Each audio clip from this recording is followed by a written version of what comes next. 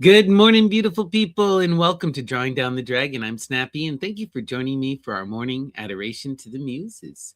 And we rise with the dawn and cry out in loving adoration to the Great Mother, the twins, and the Muses, the one, duality, and generation.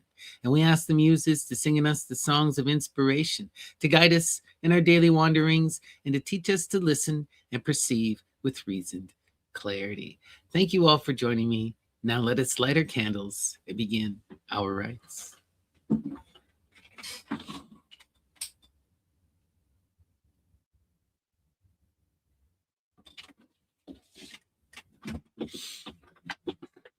Let's see here. All right. Hail Hestia. All right. Thank you guys for joining me on such a lovely, lovely morning. It's great to see everyone. Let's give a quick shout out to the chat. All the love in the world, Mother Rhea, much love, Kat. D-Love, much love. Christy, much love. Thank you guys for joining me. Steph, much love. Morning.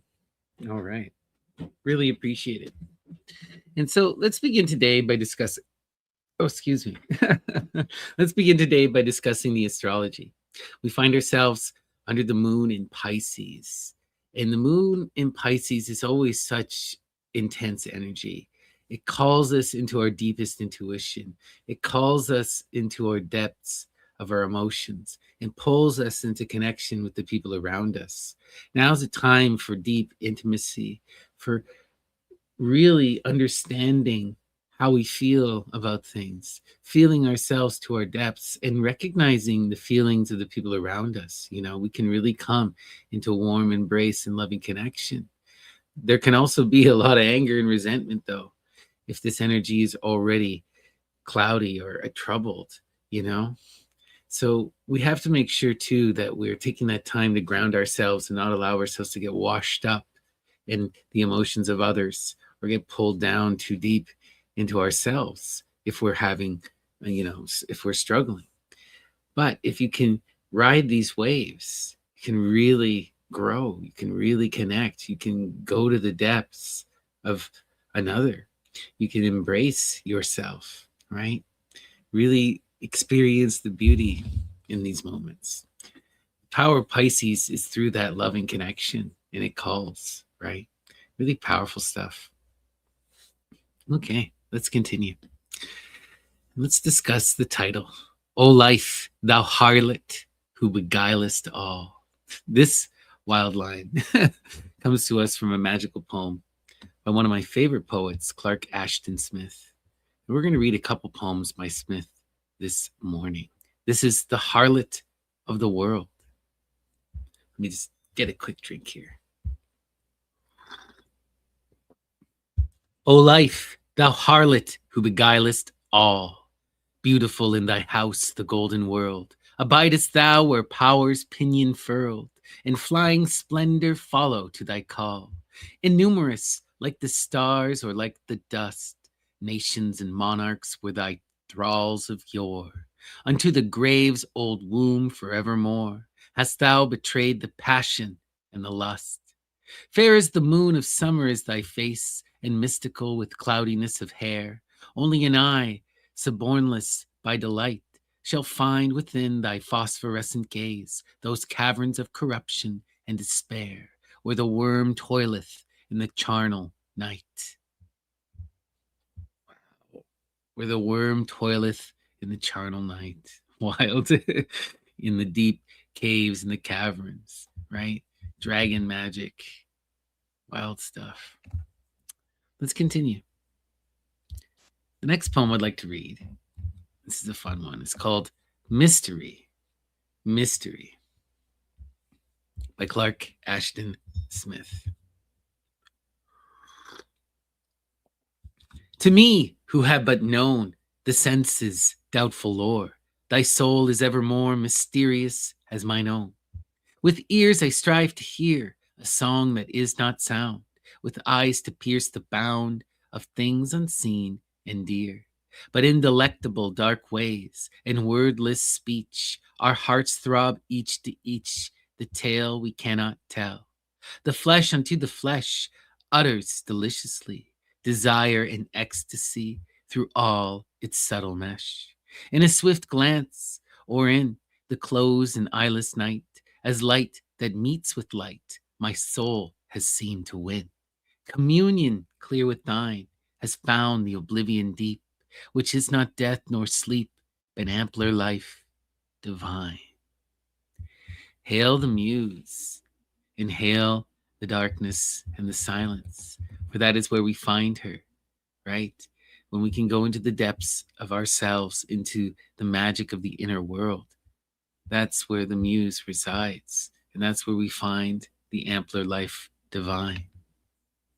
Beautiful. All right. We continue. The next one I'd like to read is called Amor Eternalis, Clark Ashton Smith.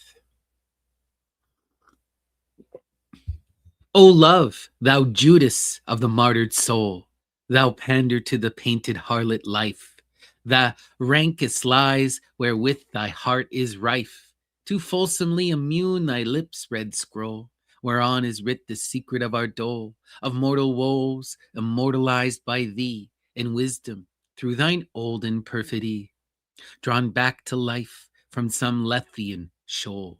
Away! I know the weariness and fever, kisses compounded of the world's old dust, with fire that feeds the seventh hell forever. The grave shall keep a gentler couch than thine, though round my heart the roots of nettles twine, wreathed in the ancient attitude of lust. Hail that red goddess. Wild stuff here. All right. Next up, we're going to read Imagination. Imagination. Clark Ashton Smith. Imagination, to thine occult sight, all things are crystal, earth and sea and sky, the seen and the unseen, but limpid light. Unvisioned stars shall not thy wings defy. For thee the future hath no secrecy. Not with the senses doth thou share the chains of time, and space's prison thou dost fly. At will the narrow bourne of their domains, for realms where never brute of time and space attains. All earth is empire of thy tireless quest. Thy wings achieve the cloud-invested height, or down the distant sunset flooded west, thou vanishest in long unerring flight, that far outspeeds the thwarzy plumes of night. Thou findest rest, a space on sunset sands, but soon a star with westward sinking light doth speak of more remote, untrodden strands, and forth thou farest toward thou undiscovered lands. No realm nor place is secret from thy gaze. The kingdoms of the bird and fish are thine. Thy pinions try the eagle's lucid ways, then sink to search the foaming vasts of brine. Thou soarest to meet the morning's lucent shine, where night and day beneath thy feet are spread in long insuperable battle line. Then in a breath thou frontest the sunset's red, or seekest midnight's realm of mystery and dread. The ocean yields its secrets unto thee, far down beneath the agitated wave, where winds stir not the anger of the sea. Thou plungest to some Nereid's emerald cave, whose floors the varied shells of ocean pave. Here wealth of pearls and strange sea flowers is thine, but soon a weary groan thy soul doth crave the noontide air, and where the breakers shine, thou soarest to watch their furious cliff a sailing line. And then thou questest dusks obscure and strange, perpetual twilights in some jungle's heart, where darkness comes a scarcely noted change. Here trees and weave as if with conscious art, or pools that of the gloom appear apart, nor know the silver kiss of star or moon. In birds' strange plumage, unauthentic, dart through shadows that affirm and then impinge, and leaves and flowers unfamiliar to the noon. Now o'er a winter thou hoverest, its sunlit snow to mark on transient wing, to trees in glittering icy armor dressed. Mild southern winds bear fruit of coming spring, and seek to rouse with amorous whispering the white-robed grass, the clouds austere and gray, that late were earth's dark vaulted covering, and ranks disordered, dim, now flee away, and skies of azure threaten winter's waning sway. Thy pinions find a desert drear forlorn, where purple night fills all the fruitless land. Deepest, a little ere the east of morn grows ominous, her all-deleting hand seems promise that her reign a while shall stand. When day, with baleful cyclopean eye, upleaps in flame, and of his sway the sand grows ostent, swift, in gardens of the sky. At his fell breath, the stars are withered utterly. Of other worlds thy wings ambitious are, o'er airless gulfs that yawn past each day, unfathomed voids of space, twixt star and star, unhesitatingly thou dost essay, some world exclusive from the sun's wide sway. Strange forms of life thine eyes thereon descry, new unfamiliar, that yet tread a way, which dim and difficult like hours doth lie, through dark and pain, toward goals that gleam in unity. The outer barriers of our system past, thou stayest thy flight to mark in awe and dread some world that ruins down the darkling vast, or suns and asteroids that hurtling red to cataclysmic vortices are fed and equalized in ruin, then in gloom of planets derelict, long ages dead, that whirl where never suns nor stars illume. Thou lightest the space to muse upon their frozen doom. Thy magic spells recall the past to life. Before thine eyes the pageant of the years doth move, with its reanimated strife, its record of forgotten hopes and fears, dead loves and hates and buried joys and tears, long fallen to thy voice obedient. Arise and live again unto thine ears. Voices for ages still are eloquent, and thou beholdest forms long years in darkest pent. Once more the might of Rome and Babylon lies as a shadow over east and west. And again Greece sheds a glory as of dawn, whose lambent splendor all the years attest. Once more in empire's title quick unrest, Egypt and Tyre and Persia rise in state, and Alexander's world lust is addressed. Unto their humbling thrones and nations great again are raised or leveled as the fates dictate, among peoples and through realms restored to light. At will thou wanderest, thou dost behold swart Egypt's gods, enthroned in templed might along the Nile, and for thine eyes unfold their vanished pomps with glare of gems and gold. Thou lookest on Rome, when at its utmost height her grandeur dazzled earth, the wars of old. Up flame and rage anew within thy sight, with sanguine pageant of advance, retreat, and flight. Wow. Hail the red goddess again, right? In all of her wild glory. All right. Thank you guys. I hope you enjoyed the beautiful poetry from Clark Ashton Smith. And with that, we're going to begin our divination proper. All right. Amazing.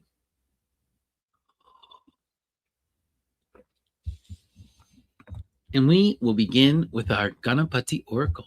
But before I do, please give me a like and a subscribe. It really does make a big difference. It boosts everything in the algorithm, and I would truly love and appreciate it. And also make sure you hit that bell icon so that you're notified of when I go live. I do try to go live twice a day, usually 6 and 8 p.m., 6 a.m.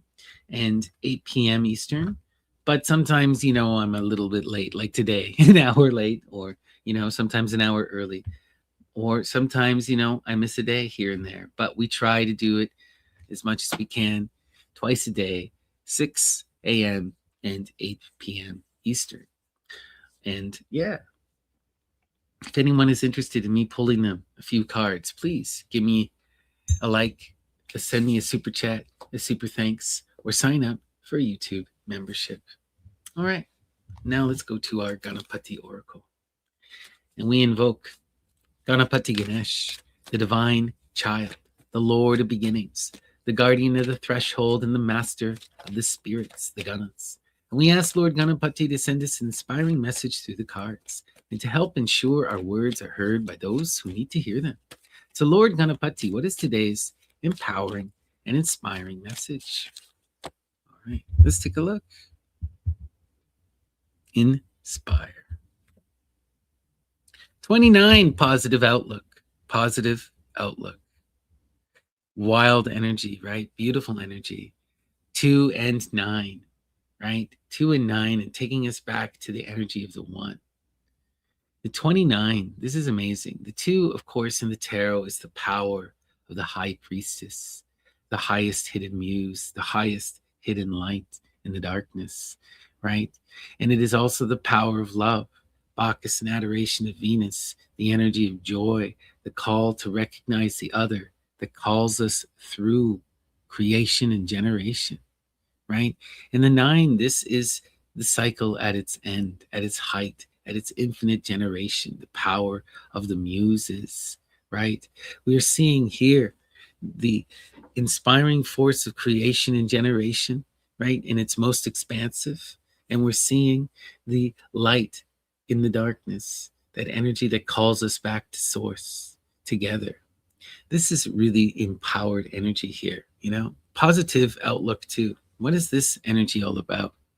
The positive outlook is what the magic is really all about in some ways, right? The power is in how we tell our story, in how we frame our reality, in how we shape ourselves, and how we present ourselves to the universe. And if we engage in that beauty, in that love, in positive brilliance, then our life will be beautiful. People will recognize our beauty and will respond in kind. This kind of energy shapes everything, and it can uplift and empower us. We just have to light that spark, engage in this loving connection, right? Use this energy to transform and uplift us. Really, really powerful, powerful stuff. And this is what the Magus is all about. We take control of our imagination, of our perspective, of our ego, and we shape it through that lens of love and positivity and willed action. We define ourselves, we create the self, and we utilize the force of belief and of positivity to empower ourselves.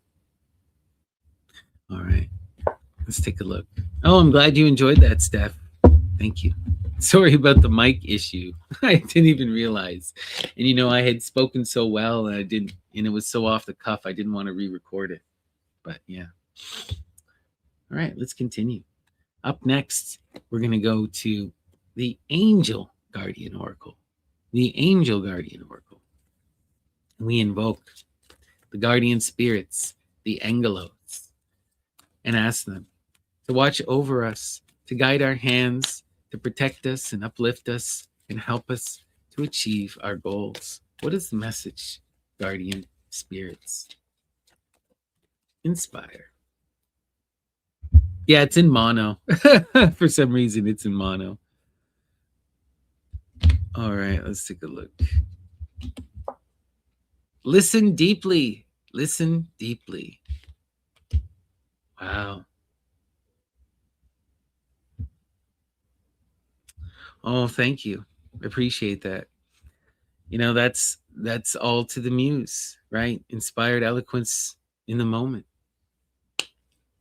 Listen deeply, right? This is one of the grand secrets. This is one of the empowered actions that we can take in our life, right? We have to sit in ourselves in the silence, in the darkness, and learn to open ourselves up to our inner world, to that connection with the divine, to that inner muse, right? The muse is the voice hidden in the silence, right? She comes within when you cultivate that connection. But you have to take the time to practice, to go and to sit. You know, if we look at the story of King Numa as our sort of prototype for how one connects to the muse, it took him 5 years of committed silence and rigorous meditation. But he did connect to his muse, and he fell in love with her, married her, and look where it brought him. But he needed that dedicated connection, right? Let's continue. That's the message. Listen deeply, connect to your inner self, connect to your highest muse, find her in the silence. Yeah, traditionally, this could be just, it's the issue we have with King Numa, and also part of the magic, is that he is a myth, right? And as such, we don't know the full extent of his story, what's true and what's false. And this is one of the things that's deeply argued over, because there's a strong desire to make King Numa a Pythagorean, right? And when we do look at the things that appear to be connected from that time, they do, they do tend to align with Pythagoras to some extent. But this seems like an impossible connection. The timelines just do not match up. Now, that doesn't mean that there couldn't be some kind of connection to a shared thing, because Pythagoras is said to have studied in Rome, to have studied in Egypt. And there's a strong Egyptian connection throughout Rome, right? That goes way, way, way, way back. That's often, underplayed. In the archaeology, one of the more interesting finds is that the Egyptian gods are some of the most ubiquitous in the home of the average Roman, right? So there has been a strong connection to that place.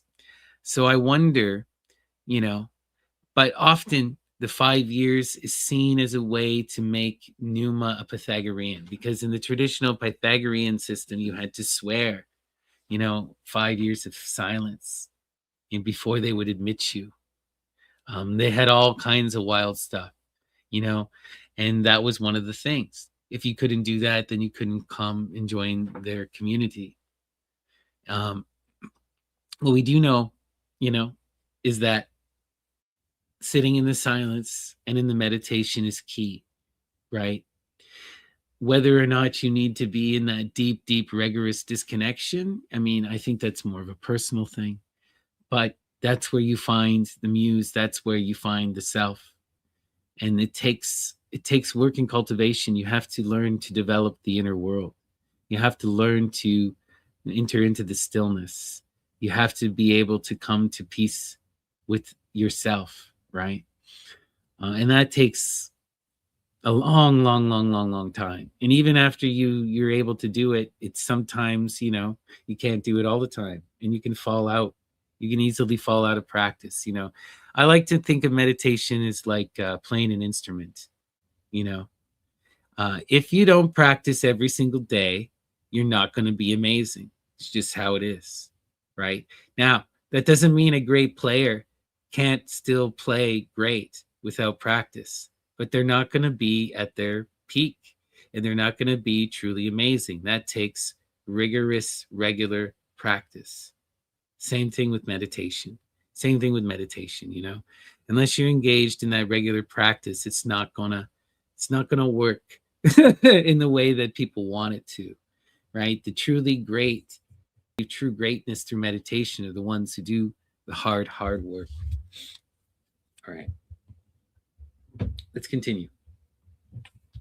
Okay, up next, we're going to check out the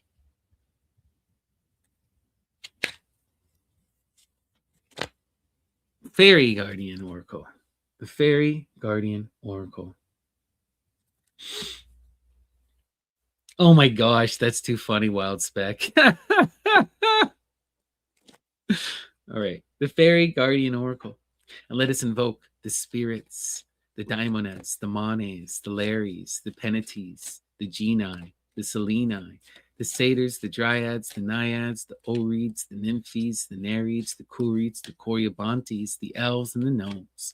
All the spirits of mind, the spirits of place, of the ancestors, of the elements, of the dead. We invite them all in and ask them to watch over our readings, to guide my hands and inspire. Let's take a look. What is the message, spirits? Okay. Come together. Fairies like to be busy, and a group of them is showing you that many hands make light work. Working as a team helps get the job done. Come together. Come together in unity and in harmony, right? Do the hard work. That's beautiful energy. That's loving energy, right? And it's great for this energy of the moon in Pisces, which is so deeply intimate. You know, now is the time for really connecting, for coming into community, into embrace, right? Look to your loved ones, look to your friends, look to your fellow people around you, and strive to be in connection. What a beautiful message. All right. Thank you so much, fairies. Let's see. Okay, what do we want next? We're going to go to the Egyptian gods oracle. The Egyptian gods oracle. And we invoke the Egyptian gods, the gods of Egypt, the gods of the Nile, the Neteru, and ask them to watch over us, to guide my hands and inspire. What is the message, Neteru? Let's take a look.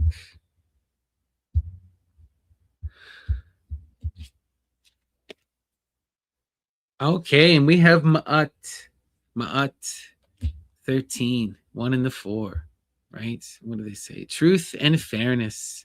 Ma'at, the scales of justice, right? Really, really beautiful, beautiful, beautiful energy, right? Ma'at is the one who is calling us into that balance and brings that force of justice, fairness, and balance. They are the impartial viewer, right? Really, really credible energy here. You know, and with the 13, we can see this energy in its, you know, in a really beautiful light, right? The one is the magus, the storyteller, the one who's empowered in their will, who's gone through the cycles and is able to enact their imagination upon reality, right? Able to tell their profound story. And then the 3 is the great mother, that energy that calls us into harmony, into connection, into communication. And together they take us into the profound energy of the 4, the crossroads, right? And the 4 is that energy of our core center of self, right? The templum, the throne upon which we sit, the place upon which we stand, where X marks the spot, where we can draw down the moon, right? Where we cross the thresholds and we exceed ourselves, right? And that 4 energy is also representative both Hermes and Hecate, specifically Hermes, right? For these are the energies that can cross these barriers, that call us into this connection, right? This is entering into that liminality, right? Really powerful, powerful energy, right? And we get it when we balance our masculine and our feminine energies, when we come into this profound connection in order to create that stability. That's what this force of Ma'at is all about, right? Truth and justice coming into balance and building the foundation, right? Really, really beautiful. Thank you for that wonderful message. Recognize the need to come into balance and into harmony, right? Wonderful. Okay. All right, now we're going to begin our tarot proper, and we've got a beautiful donation. Thank you so much, Kat the Taurus. Really, really, really appreciate you. And of course, we can go to the Mermaid Tarot. The Mermaid Tarot. And we will invoke Apollo and the Muses and ask them to shine their light upon Kat, to guide her throughout her day and to help her to realize the beauty of her dreams. So Apollo and the Muses, what is the empowering and inspiring message for Kat? Let's take a look. inspire. Okay, our center card and defining image is the King of Swords. The King of Swords. So when a court card is in your center, this could be you, or this could be someone in your life that you're connecting to. But the King of Swords is that passionate debater, right? The one who the King of Swords is the one who strives to understand and to be understood, right? They engage in the air for the sake of the conflict, for the sake of the pursuit of wisdom, for the pursuit of justice, right? These are very deeply eloquent people, people who are passionate about that pursuit of wisdom and who are in the heights of this mystical energy, right? Often constantly in debate, you know? Let's see here. Okay. The Eight of Discs. The Eight of Discs. Interesting. The Eight of Discs, right, is prudence. Prudence. The energy of the gardener. The energy that calls us to take the time to develop skill and mastery, to do the hard work and to do the persistent, disciplined action, right? The gardener is the one who takes their time. They till the soil and remove the stones. They plant the seed and water. They tend to that seed until it grows into a plant. They tend the plant until it is a tree, and they tend the tree until it bears fruit. And that may take years, but they get to reap the rewards of that fruit. The efforts of their labor go to such beauty, but it's through that time and dedicated effort. And this is what this card is all about. It's calling you. It's telling you, if you wish to expand upon the place you find yourself in, you're going to have to really develop yourself. You can't just get out of this energy. You're going to have to empower yourself in action, you know. And with the Knight of Swords, this is interesting. You know, the Knight of Swords is the one who's after that pursuit of true wisdom. They're caught up in the heights of the air, but the wisdom they seek is often found in the earth. They're going to have to do the hard work, right? The air is not so easy to overcome, right? You have to combine these energies to gain true wisdom. And when we look in the tarot, the wisest of cards is the one who can take the air and bring it into the earth, the Hierophant, right? We need to combine these energies, right? And that's what we're seeing here. That knight, if they're really going to come into wisdom, is going to have to do the hard work. And it will be uncomfortable for them. But look, what comes out of it is the sun. You know, so you find yourself in this mystical energy, pursuit of knowledge and understanding. You want to be able to express yourself, and you want to understand everyone else. You want to be in that real, empowered, confident energy, right? And you're doing it. You're doing the hard work. But to really bring about your dreams, to bring about the sun, the most beautiful card in the whole deck, right? To do this, you're going to have to take the time to cultivate yourself. You're going to have to take your time to do the hard work. You're showing up in a very mature way, and you're on the cusp of something profound and beautiful, right? The key in this moment is just to remind yourself to be dedicated, to be persistent, to do that daily work. You know, if you persist, if you continue, you will get to where you want to go. Your dreams will be fulfilled. You just have to keep planning it. You got to keep working towards it. See it and taste it and imagine it, right? Be the gardener, and eventually that tree will bear fruit. Beautiful fruit, fulfilling fruit, the fruit of your highest desires. That's the message. Beautiful stuff. Beautiful stuff. Really lovely reading there, Kat. All the love to you. All right. Thank you so much. Really, really, really appreciate you. And let us continue with our donations. Up next, we have Mother Rhea. Thank you so much, Mother Rhea. All the love in the world to you. And let's go to the Thoth Tarot by Lady Frida Harris and Aleister Crowley. And we will invoke Apollo and the Muses and ask them to shine their light upon Mother Rhea, to guide her throughout her day and to help her to realize the beauty of her dreams.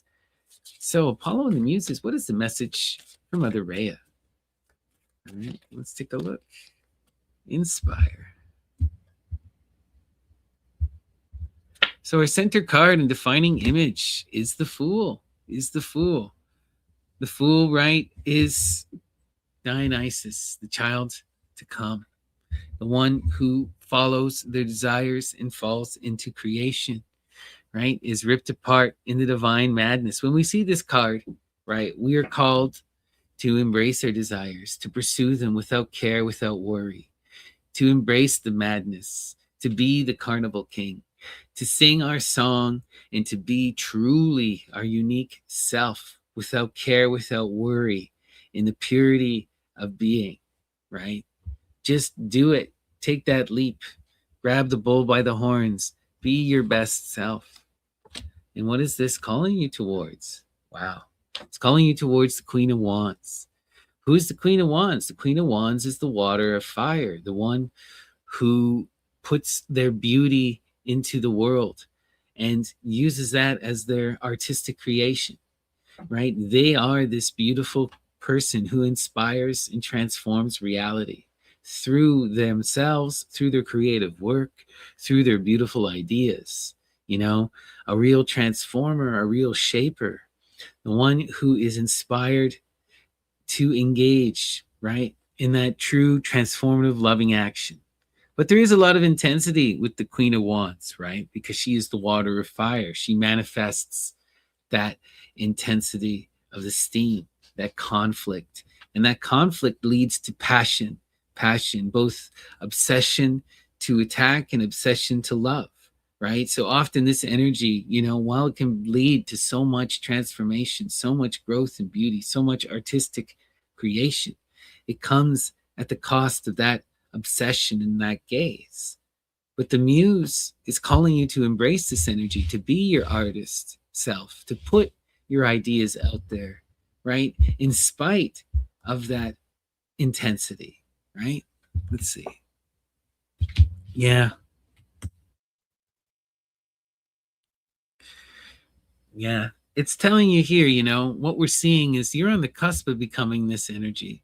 There's just every once in a while that energy of self-doubt, right? In illusion. The energy of the Seven of Swords is, you know, we're not looking at reality as it really is. We're not facing things as they are. We're coloring them through the lens of fear and anxiety and self-empowerment.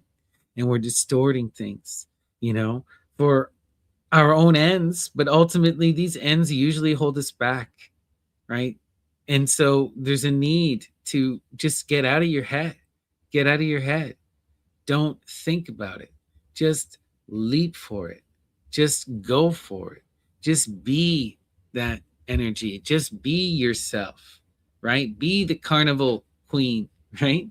Put on the crown and claim your throne. That's it. Powerful message. Powerful message here, right? Be the artist. Be your beautiful self. All right. All the love in the world, Mother Rhea. That was a lovely read. All right. We continue. Okay. So let's see. Up next, we've got Kairos. Thank you so much for your donation, Kairos. All the love in the world to you. And let's go to the Moon Compass Tarot. The Moon Compass Tarot. And we invoke Apollo and the Muses and ask them to shine their light upon Kairos, to guide them throughout their day and to help them to realize the beauty of their dreams. So Apollo and the Muses, what is the message for Kairos? All right, let's take a look. Muses inspire. Our center card and defining image is the Empress. The Empress. And the Empress, you know, this is incredible energy. Aphrodite, Pandemos, Demeter, the feminine in her most empowered in the earth, the energy that gives birth to all life, all diversity, all creation. It makes love to all life, right? It is that nurturing force of generation that calls us into the weave and into the connection, into expansion, into new ideas and greater growth. The feminine in her most empowered. And when we see this energy, it calls us to be in that loving, creative, nurturing energy, to be in that generative flow, to connect to the future, to manifest the future, to create, to manifest, and to nurture, right? This is the most powerful magical card in the deck, right? This is the one that calls the dead back to life, that changes the seasons. And look at that, the Two of Cups, the Two of Cups. The Two of Cups is really, really, really beautiful energy, right? This is the power of Eros, the magic of love, recognizing the other and coming into warm, connected embrace, right? And this energy is that manifestation of joy, recognizing Aphrodite, and this is the secret to the Bacchic adoration, right? To that energy that takes us to the heights of the ideal, to the perfected middle path, right? When we can recognize the beauty of the mother in everything, right? When we can connect to her and love her and perceive her, then the reality becomes beyond beautiful. And it's all about the framing, it's all about perception. Aphrodite and Aries are present in all things, love and strife. But if we engage in that magic of the love, we can perceive her and adore her and transform her, transform reality into her. And this is that secret. In spite of the distance, she is ever present in the universe around us, right? For she is the world's soul. Let's see. The Eight of Wands. Wow, the Eight of Wands. This is beautiful. This is beautiful. Okay. So what I'm seeing for you, Kairos, the Eight of Wands, right? The Eight of Wands is the magic of Hermes, swiftness. There's an opportunity coming. There's something upon its way, right? It's leading you to this connection, and you're being called to engage this connection. The Great Mother energy is here, and she's calling you to her, right? Calling you to embrace this, to connect to this, to love this, to imitate this, to engage in this, right? This is really, really profound and beautiful, right? Embrace that feminine energy in all of its glory, right? The Eight is Hermes and their energy that comes to break us out of our status quo, right? With this energy, you find yourself kind of in a repeating action, not sure of where to go. Well, the Muse is telling you, embrace love, chase after that mother energy, that great goddess, and trust your intuition. Trust your intuition. There will be a sign. There will be a synchronicity, and you must look for it. You must trust your heart and see it. And when you find it, take hold of it and allow it to pull you, to change your course. This is what Hermes comes to do, to set you in a new direction, to break you out of bad habits, and to bring you into love and connection, right? Into that creative mother energy, right? There's a lot of power here, right? Think on this. Beautiful. All the love to you, Kairos, right? Trust your heart. Look for the opportunities, right? You will know the sign and the synchronicity if you're open for it, right? If you're open for it. All right. Okay, let's see here. May I please see whatever the divine wills from your magic hand, Snappy, in Ithel Cocoon Tarot as color? Yes. Okay. Thank you for the donation, D-Love. All the love in the world to you. Truly, truly appreciate you. And of course, we can go to Ithel Cocoon in the tarot as color. All right, let's see. Let me get this deck. It's just so big. These cards are so big and so staticky. But it's a beautiful, beautiful deck. All right. And let us invoke Apollo and the Muses and ask them to shine their light upon D-Love, to guide her throughout her day, and to help her to realize the beauty of her dreams. So Apollo and the Muses, what is the empowering and inspiring message for our dear friend D-Love. Let's take a look. Okay. Muses inspire. Okay. Our center card and defining image, the Ten of Swords. The Ten of Swords. Oof. Okay. When this energy is here in your center like this, you're finding yourself caught up in fear, caught up in their fear. And there's a need to really focus in on this, right? The center in the 3 card reading is always where our mind is calling us to go to, what we need to fixate upon. And with the Ten of Swords here, right, this is recognizing how your own thoughts, how your own fears and anxieties have distorted your reality and led to your own isolation, to your own frustration, right? But the Ten of Swords is beautiful, right? It's that recognizing of the frustration. It's the stepping outside of one's limited perspective and gaining that greater perspective through honest self-reflection. You are seeing yourself clearly, you are admitting your mistakes, and you are returning back to the root of the element of air, no longer caught up in fear, but embracing reason and going back this time with profound experience. You know your fears, you know your triggers, and you can look at the life with more clarity, balanced understanding, born of greater self reflection, right? But this is what that energy is about: self reflection, taking accountability for one's fears and anxieties and how they distort our situation, how they color our actions, and they lead us to frustration. Until we can admit this, we can't break free of that fear energy and we can't return to a place of clarity. That doesn't mean you're not the only one who is an issue, but this is about you taking accountability in this moment, about breaking free of your own fearful patterns, your own patterns of futility, your own distortions, right? Let's look. Death. Wow. Wow, wow. This is inevitable heavy energy here. Inevitable heavy energy, right? Death is the 13, the crossroads, the magic of Hecate, right? And Hermes. This energy is really wild and intense. It causes us to enter into a transformation. This is a real profound breaking free of fear. This is a real deep, deep reflection. What we're seeing here, if you're following through this energy, not only are you breaking free from fear and returning to the root, but you're passing through the gates of death.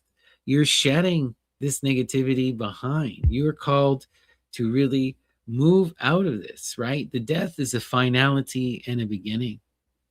It means that this is over and you're entering into something new, right? And there's no avoiding it. You have to face this energy. Something is deeply changing in your circumstance. Let's see here. Art. Interesting. The transformation and the empowered realization is going to come from this, right? The temperance energy. What is the temperance? It's the consummation of the lover's card, the completion of the alchemical wedding. It's the coming in to one's self, right? Recognizing one's true self. In order to create that which is greater than the self, you have to reform the self in loving, intimate connection. And what we're seeing here is if you are going to embrace that creative energy, then you have to reconcile with your fears and you have to transform.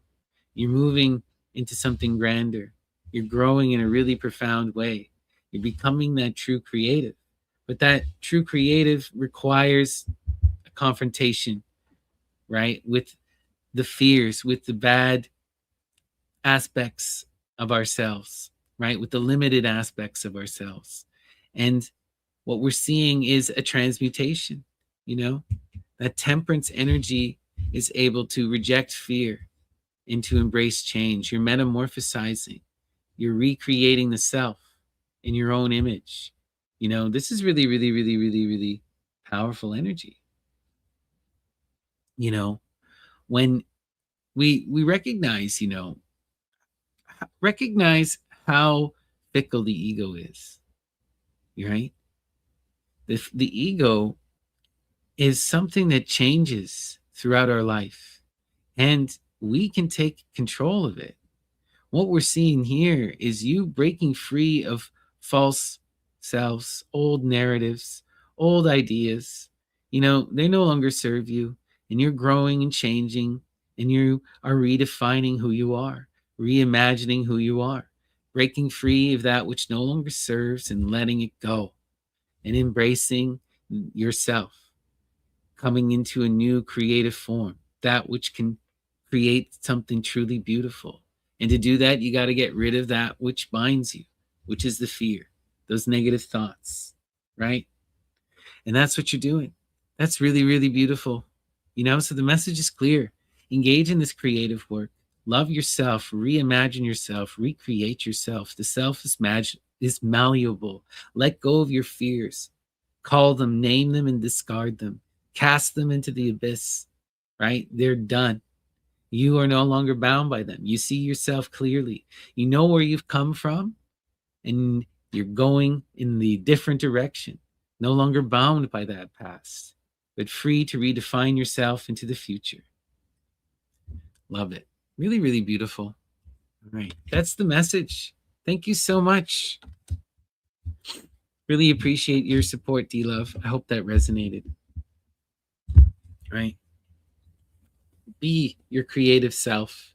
Love yourself and let go of things that no longer serve you. Right? Cast them into the abyss. Transform.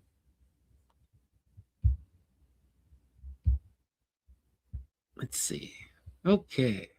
So we keep going. Up next, we have Christy. All the love in the world to you, Christy. Thank you so much for your support. How wonderful. Okay. And we will go to the Moon Compass Tarot. The Moon Compass Tarot. Okay. And let us invoke Apollo and the Muses and ask them to shine their light upon Christy, to guide her throughout her day, and to help her to realize the beauty of her dreams. So, Apollo and the Muses, what is the message from Christy? For Christy. Inspire. Maybe I need a little more coffee here. That was quite the little flub.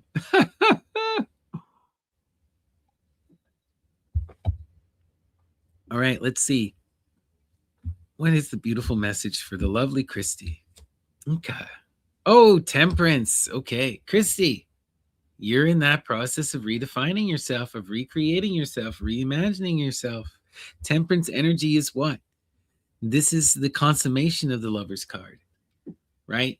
This is coming into one's true self, healing the wounds of separation, loving the self and creating something out of that love that is greater than you. So this is really beautiful energy to see in your center. This is where you're focused. This is what you're doing. And the same kind of thing applies to what I was saying to D-Love.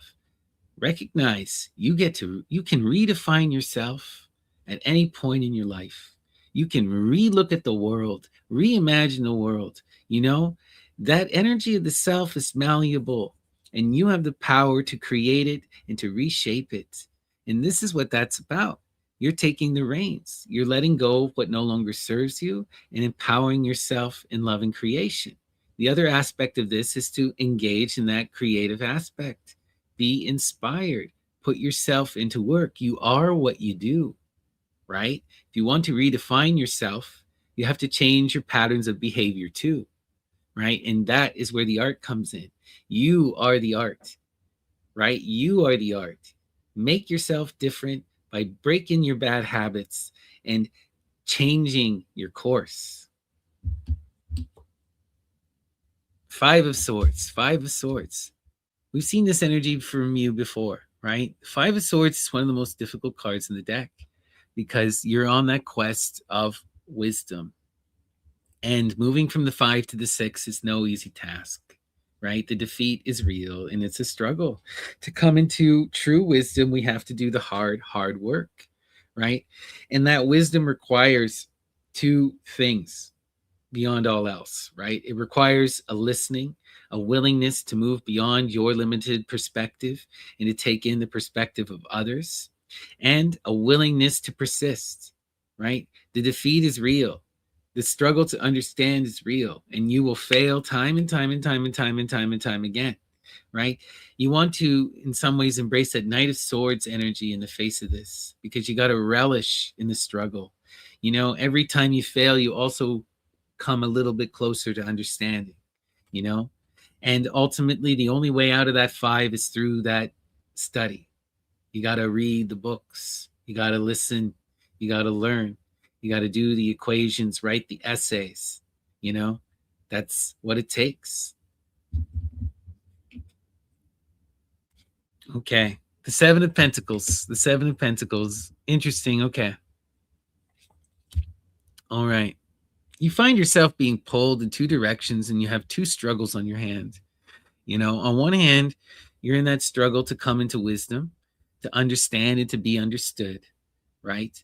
It's not just, right? The 6 of Swords is not also just about wisdom. It's about expressing yourself and being understood, right? And being able to just be in that place of profound communication and wisdom, right?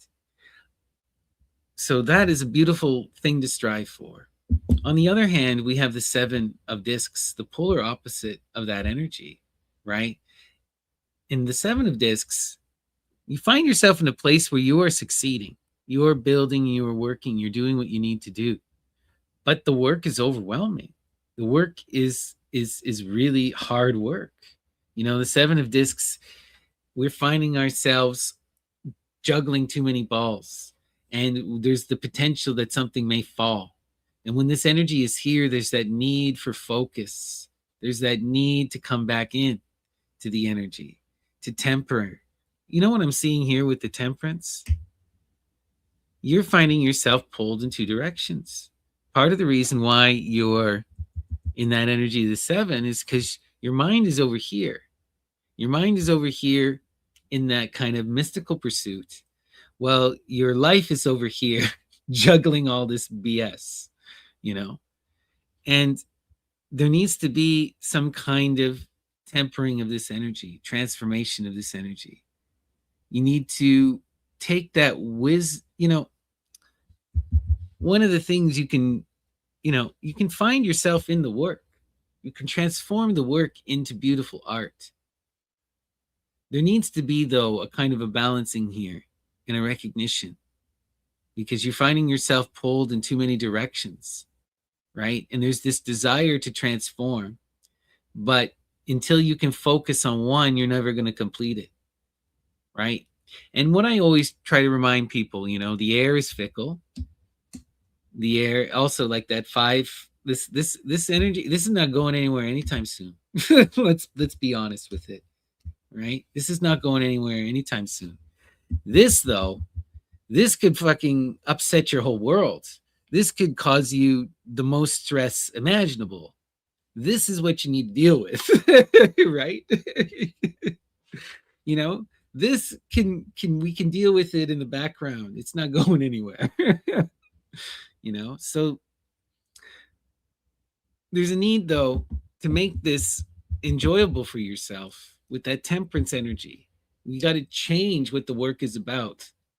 Part of the struggle is because you don't want to do it and you're overwhelmed by it, right?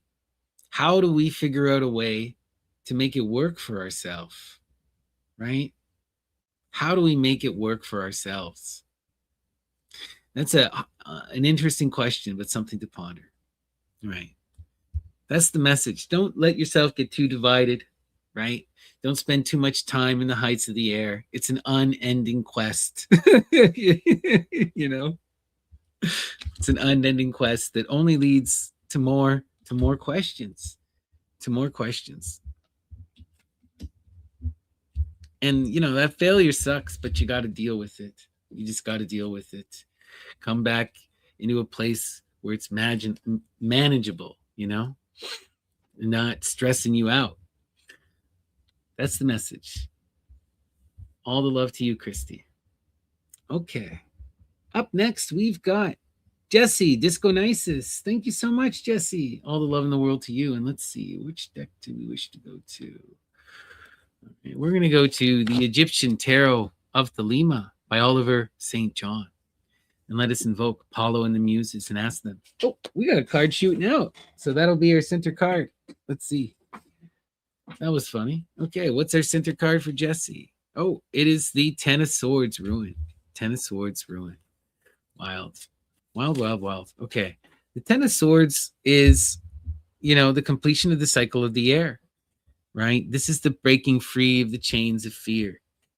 Recognizing that our own thoughts, our own distortions of reality have led us to this place where we have, this is all about facing yourself in the mirror and recognizing that you've distorted reality, that your own anxieties and fears have caused you a lot of frustration and ruin, that you've made things worse by victimizing yourself, by lashing out at others, by making things far more fearful and painful than they ever needed to be. But this is also beautiful energy, right? The Ten of Swords is you're taking accountability. And in the center, right, this is what you're striving and working towards. You're breaking free of the chains of fear and you're facing yourself and being honest about it. And you're learning to accept reality, right? The Ten of Swords is the gaining of a new perspective. We're stepping outside of ourselves and we're shining the mirror on our own life. And we're being honest about it.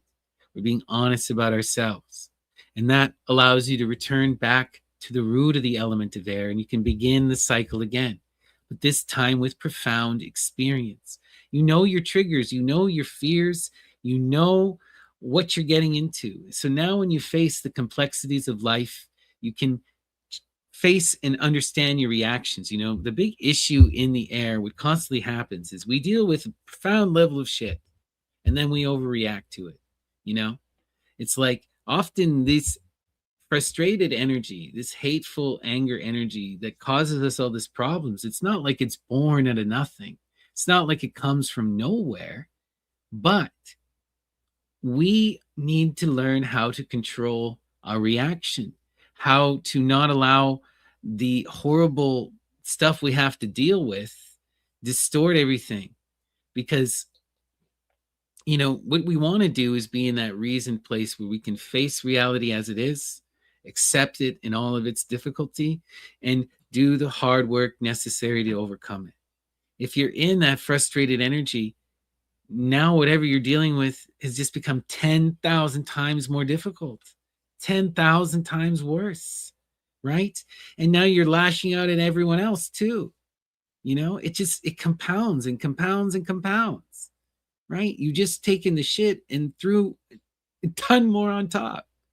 And that's what the 10 is about, is recognizing how you're digging your own hole, right? But you're stopping it. You're no longer in it. You're saying goodbye, right? And you're being honest. And that's the beginning. And look at this. Why? How are you doing it? The big thing often with the air is you need something and you need somebody. And the three of work is both, right? The three of discs work. This is all about coming into collaborative work, doing the work in the earth and connecting to other people, right? You want to get out of your fear. You want to get out of your situation. You got to do something about it. And you need other people to help you see clearly, right? Oftentimes, we're stuck in our own world. We're stuck in our own mind and we can't. But other people can help you. They can be the mirror. They can let you see yourself in a way in which you can't because of your own anxieties and because you're caught up in how difficult your situation is. That's a normal human thing. In order to be in wisdom and in harmony, we need good people around us. I don't care who you are, right? We all need that additional perspective and we all need something to do, right? The fear binds us up when we're not doing. Right? This is not just connecting to people. It's connecting to people and working together for a purpose, for a goal, right? We're doing something productive and we're focused upon it, not allowing our fear to dominate ourselves, right? Instead of allowing our situation and our fear to bind us, we're dealing with it with our friends and our family together. We're facing it, Yeah. And look at this. The Muse is calling you to be the king of discs. The king of discs, right? Get out of the air. Reject this energy. The air, people often go into the air looking for wisdom, looking for understanding, but that air energy of the imagination and of the pursuit of all that wisdom oftentimes just leads to more questions, more fear, more, we are a limited individual. And eventually we have to admit our own limitations and recognize that we got to do something different. Life is really about empowering yourself in the fire and in the water, finding what makes you feel passionate, finding what connects you to other people, embracing love. The water and the fire equals love, right? And the King of Discs is one of the most beautiful cards in the whole deck. My favorite of the Kings, because this is the responsible builder, the one who builds the foundation and provides for the family, provides for themselves. And not just that, this is the craftsman, the one who is an artist, who is inspired and engages in the work, right? What we're seeing here is that king is being called to be in the work, to collaborate with others, to engage in their artistry, to do what they find themselves most compelled to do, and to get out of their head. Stop worrying about the universe. Stop allowing your fears to distract you from this. This is what the king thrives at. This is what the king is meant to be doing. They're meant to be working. They're meant to be pursuing their art. They're meant to be in the earth. The air energy is fun and you can go to it at any time, but it's fickle. It's fickle and it's not tangible. It's not real. The King of Discs gets shit done. The King of Discs provides. The King of Discs protects. King of Discs creates. It's far more magical, right? Engage in this energy. Break free of the fear, right? Go to work and be enthused in the creative aspect of it. Be passionate about it. Perfect it. Make that you, right? That's what the King of Discs does. We are what we do. Do it and be proud, That's the message. Thank you so much. Really, really appreciate you, Jesse. I hope that resonated. All right. And we continue. Okay, we got some more donations here. Up next, we've got Ray DB. Thank you so much, Ray. All the love in the world to you. Thank you for signing up for the membership. I really, really appreciate it. Let's see here. We're going to go to our next deck. Let's go to the Tabula Mundi Tarot by M.M. Moline. All right, Tabula Mundi. And we invoke Apollo and the Muses and ask them to shine their light upon Ray DB, to guide them throughout their day and to help them to realize the beauty of their dreams. So Apollo and the Muses, what is the message for Ray? All right, inspire.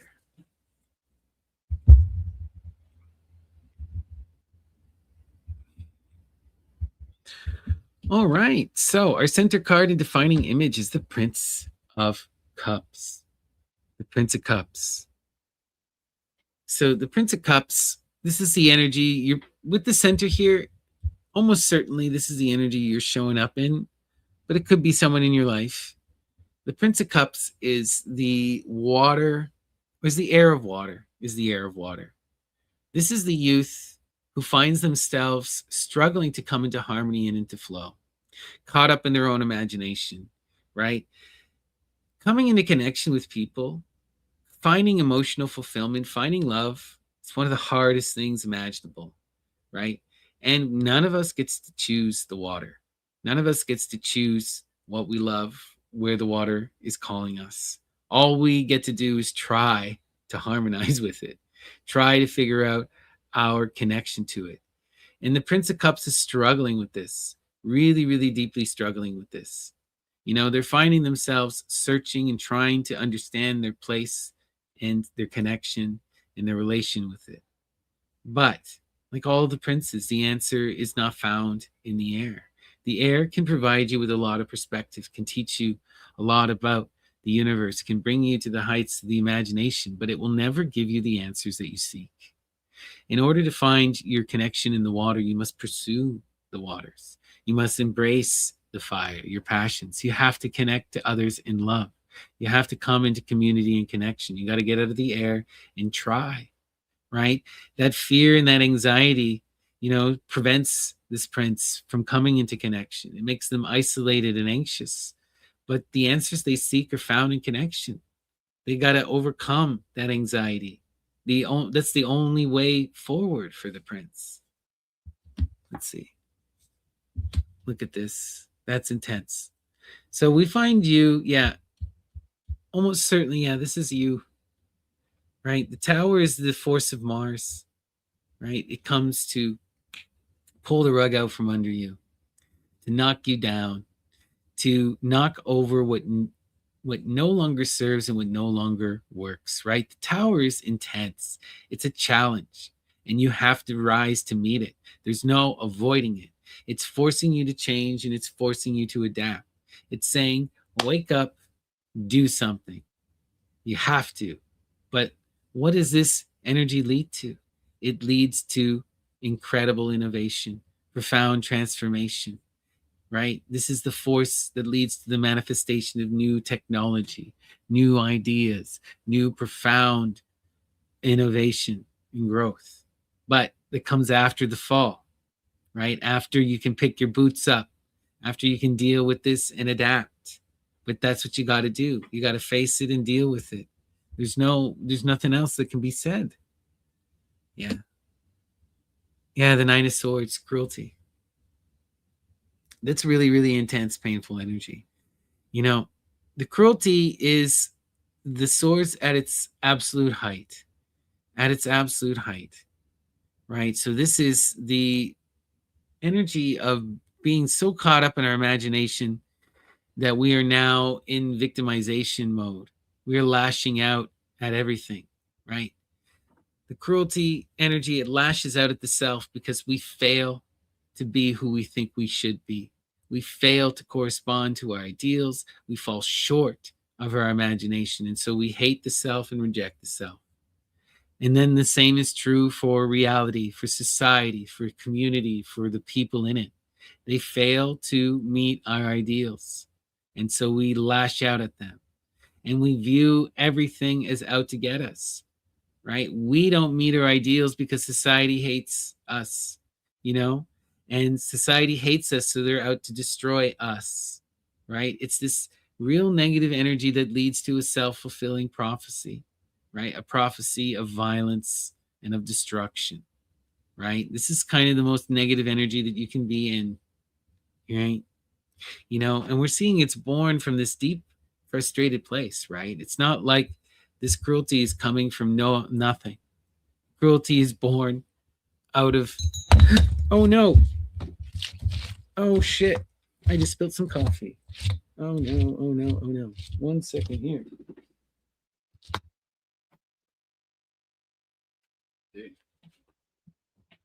Sorry, guys. 1 second here.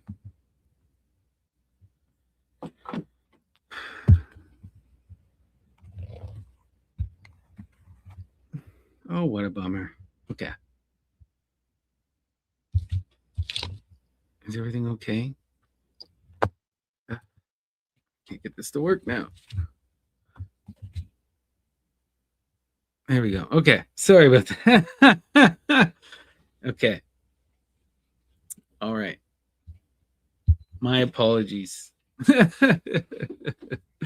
Okay. Everything is okay. Everything seems to be okay. It wasn't that much. So we're all good. We're all good for the moment.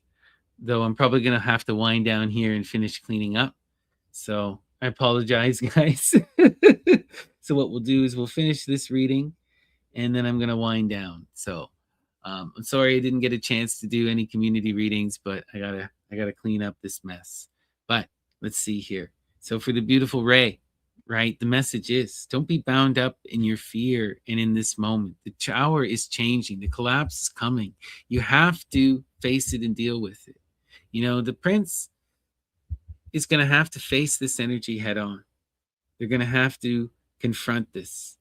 The swords, all that frustration, all that anger, it does nothing. It doesn't change the reality of this situation. eventually you're going to have to react and adapt. You can wait and wait and wait and refuse until that tower falls down on top of you, you know? And that nine of swords will never serve. It doesn't help. It doesn't help. And it's not true. It's not true. You are in the shit, but that doesn't mean the universe is out to get you. It just means the universe is chaotic and crazy, right? And we're all going through it. And you got to pick yourself up and try to go through it. I know that's not the nicest reading to get, and that you're going through it head on. But you have to take accountability here and try to grow, try to move past this. The card of the tower always signifies profound new growth and opportunity. When this energy in the dust settles, you will be better for it. You will move past this cruelty. You will move past this prince energy. None of this defines you, right? This is all momentary. I know you're in the thick of it. Face it, deal with it. And once the dust settles, you'll find yourself in a much better place. All right. That's the message, my friend. All the love in the world to you. All right.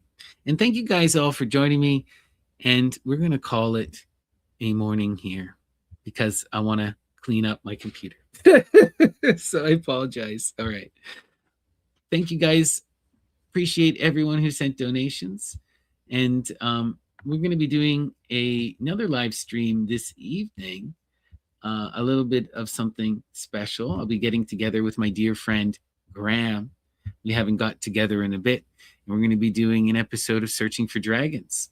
And we're going to be looking over and reading in its entirety Lucian's Menippus, one of the great satires, right?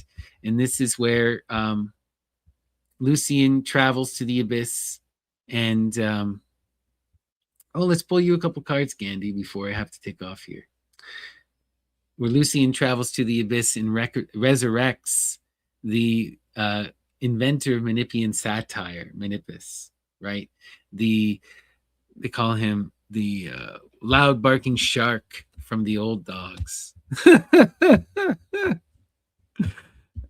Anyway, it's a fun little poem. We'll get some, or fun little story. We'll get some wild necromancy. We'll get some craziness, right? We're going to pull Gandhi just a couple cards and then we're going to end it here.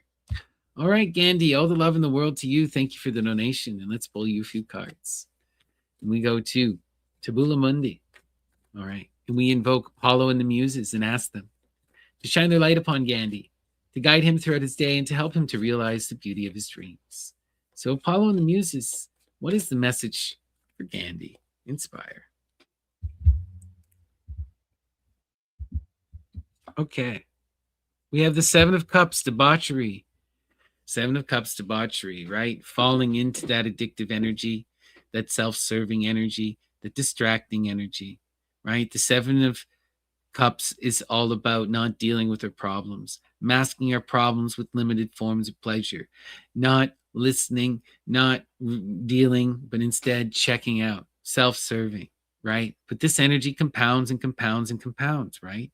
It starts off as something that's just a distraction, but this energy hurts everyone around us. We're no longer in flow. We're being selfish. We're being in that wasteful energy, right? And there needs to be an accountability here. So with this energy, it always requires disciplined action. It always requires looking and recognizing how our behaviors impact others. Oof. And we have the tower. We have the tower.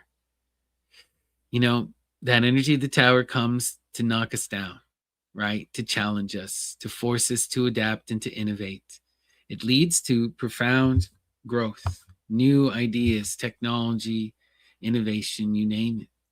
But you got to face this in the moment, right?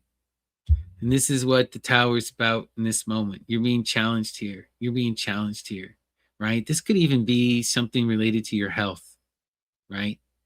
Because this is often, energy that is very ill health. And this could be, you may have to break those bad habits in order to protect your health. Heavy stuff, heavy stuff. What's going on? The Princess of Swords. Huh. Oh no. The Princess of Swords, right? This is a new idea, new life, new generation. It could even be a child, right? But this is something that must be protected and nurtured and brought into the heights. This isn't about, you know, this is also about recognizing, you know, you're not in reciprocal flow here. You're not in reciprocal flow here. You're in this self serving, limited energy. It may not feel like that, right? The Seven of Cups is not insidious. It's not the eight. You're not being a complete jerk, but it is out of balance. It is out of balance, you know? And there's a need to take accountability for this. There's a need to take accountability for this, and I think the muse is trying to call you into this connection here, right? There's a need to really face this, to really take responsibility and to recognize what you got to do. You have to protect that princess. You have to ensure that this tower does not collapse upon her, right? The tower is here. You're being challenged. Things are not easy, and you have to rise to the occasion to meet it. And you're finding yourself in this distracted energy. Are you even fully aware of the shit that's in front of you? That's the other question to ask, right? Because the Seven of Cups is usually not aware of anything, right? They're too busy elsewhere. And so there's a need here to come back into flow, to not be elsewhere, right? What is the tower? What do you got to do to move past it? You know, protect that princess. She needs it. All right. That's the message, Gandhi. All the love in the world. Of course, you have the wherewithal. Of course, you have the wherewithal. The muse does not send you on challenges that you cannot overcome. It is all about, it's all about rising to the occasion and pushing you to your limits. You know, it will never be easy. It will never be easy. And every step gets bigger. Each step gets bigger. When you find these big confrontations, it means you're well on the path and you're doing the right work.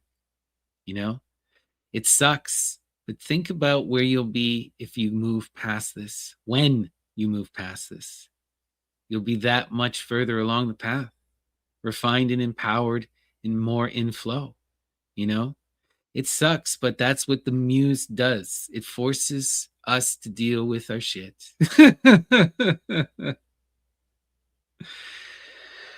Man, I feel for you. I feel for you. And when we feel like we will break, there's only one thing to do, and you got to do it. And that is the star card. Cry out in desperation. Ask for help from the universe. Beg. Feel it in your bones. Channel all of that rage, all of that energy into the stars. That's the real Demeter magic. That's what works. All right. Well, thank you so much, Gandhi. Truly appreciate you. Okay. All the love in the world to you guys. Peace, peace. Oh, Mother Panda, I got your messages.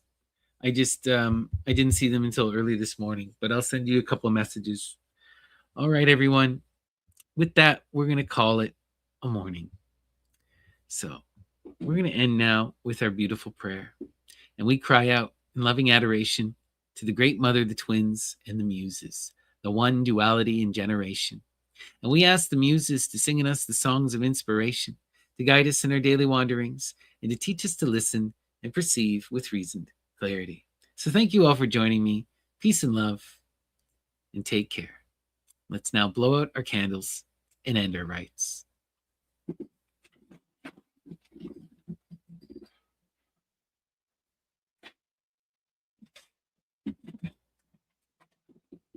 Hail Hestia.